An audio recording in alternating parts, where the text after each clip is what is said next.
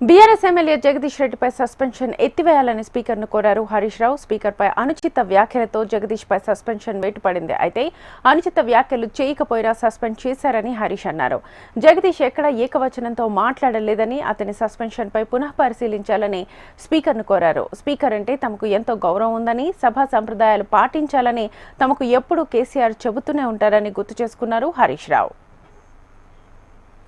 ఇదే అంశంపై అసెంబ్లీ సమావేశాల ప్రారంభానికి ముందు స్పీకర్ను బీఆర్ఎస్ ఎమ్మెల్యేల బృందం కలిసింది.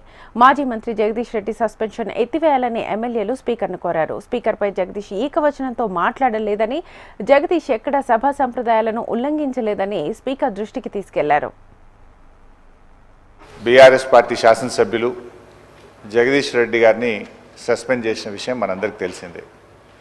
దాని విషయంలో దయచేసి మీరు పునః పరిశీలించి జగదీష్ రెడ్డి గారిపై పెట్టిన సస్పెన్షన్ను ఎత్తివేయాలని చెప్పి అప్పీల్ చేస్తూ ఉన్నాం.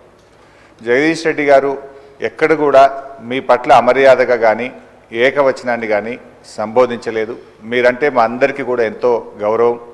మా నాయకులు కేసీఆర్ గారు కూడా మీ ఎన్నిక జరిగినప్పుడు ఏకగ్రీవంగా మీ ఎన్నికకు సహకరించినటువంటి పార్టీ బీఆర్ఎస్ పార్టీ.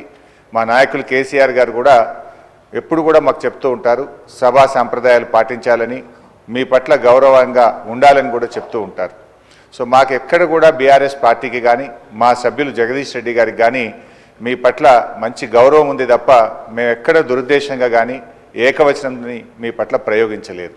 అందువల్ల మాకు కూడా, ఎందుకంటే నిన్న జగదీష్ రెడ్డి గారికి మీరు మైక్ ఇచ్చుంటే వారు చెప్పుకునే అవకాశం ఉండేది.